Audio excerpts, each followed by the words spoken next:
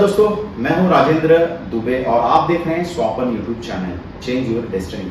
जैसे कि आप जानते हैं, काल सर्प में हम लगातार बात करते आ रहे हैं और जो लोगों ने नए इस चैनल से जुड़ रहे हैं, काल सर्प के बारे में आपको पूरी जानकारी चाहिए तो हमने काफ़ी एपिसोड पीछे बनाए हैं। 5वें स्थान में राहु और 11वें स्थान में केतु हो तो पद्म नामक काल सर्प बनता है। इसके पहले के एपिसोड में हमने बताया है।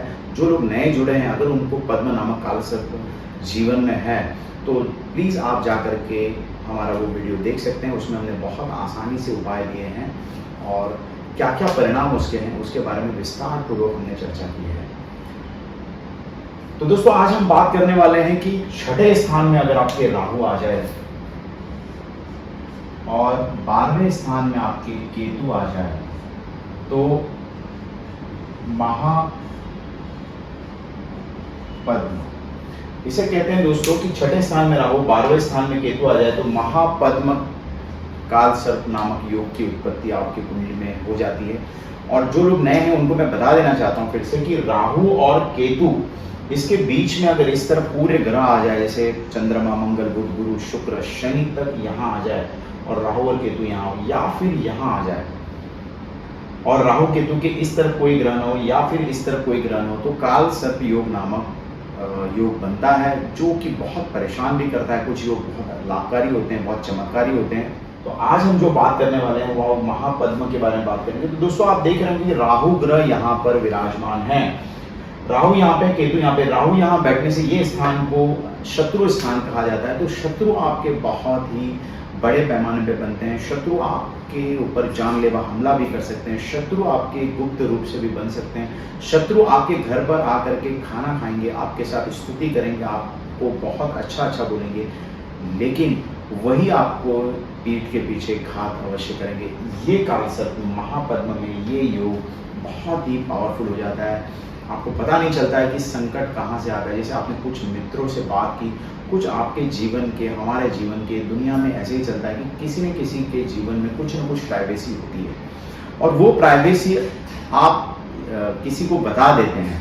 हर एक व्यक्ति अपना कोई खुलासा करता है, लेकिन आप जब किसी को बोलते हैं और आप परम मित्र होकर के आप उसको बोलते हैं कि ये व्यक्ति मेरा बहुत परम है, कुछ कारण की वजह से ये पद्म नामक, महापद्म नामक काल सर्प मित्रों के बीच में बहुत मतभेद पैदा कर देता है और वो जो मित्र था वो परम शत्रु के रूप में एक जन्म आ जाता है उसका।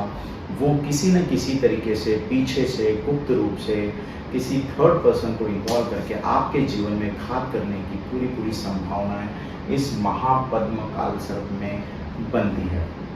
तो शत्रु बहुत दे देता है। उसके साथ में दूसरे इफेक्ट इसके होते हैं कि आपके शरीर में कुछ ऐसा रोग आ सकता है मित्रों की जिसका निवारण डॉक्टर के पास होता ही नहीं है। सारी चीज़, जैसे आपको एक सर दुखता है, सर दुखने में बहुत सारे आपने सारी चीज़ें कर ली, मेडिसिन खा ली, कुछ MR कर लिया, व्हाटएवर जो भी आप मेडिकल साइंस बोलती है वो सारा चीज़ कर लिया, लेकिन उनको डॉक्टर को कोई भी चीज़ हाथ में आती नहीं है। उनको समझ में नहीं आता है कि ये क्यों हो रहा है।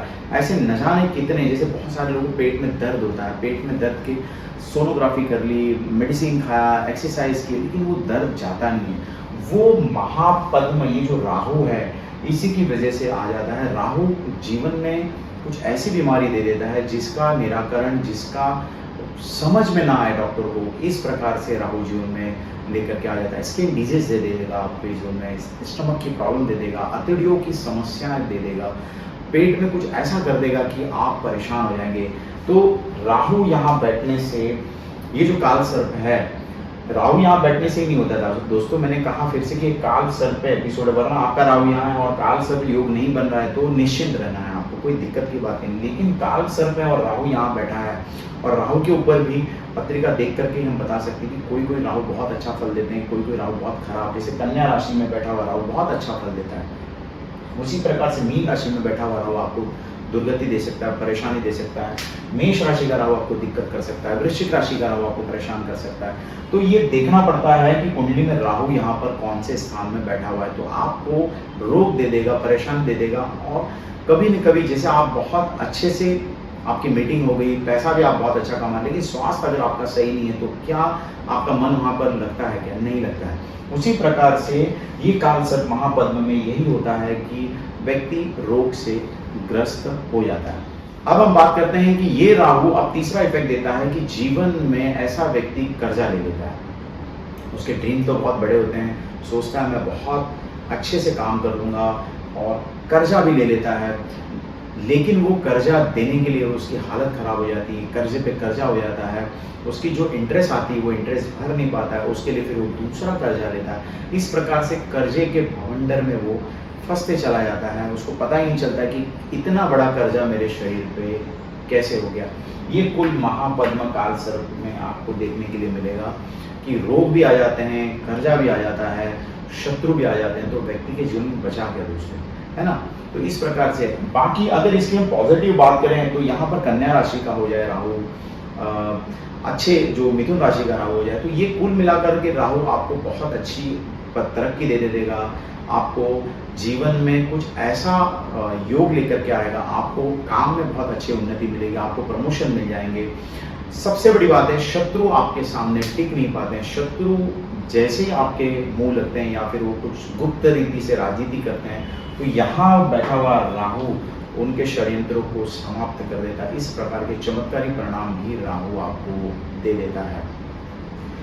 अब हम इसके बात करते हैं कि रोग, शत्रु और कर्जा, ये सारी चीजें तो आपने समझ ली कि हमें परेशानी आ सकती है, चिंता आ सकती है, दिक्कतों का सामना करना पड़ता है। अगर आप आउट ऑफ इंडिया जाना चाहते हैं तो यहाँ पर जो राहु केतु है वो परेशान इतना कर देते हैं कि वीज़ा आपका लग नहीं पाता है, जिस कंट्री में आप जाना चाहते हैं वहाँ पे आप पहुँच नहीं पाते हैं, नाना प्रकार की परेशानियाँ आपको घेर लेती हैं।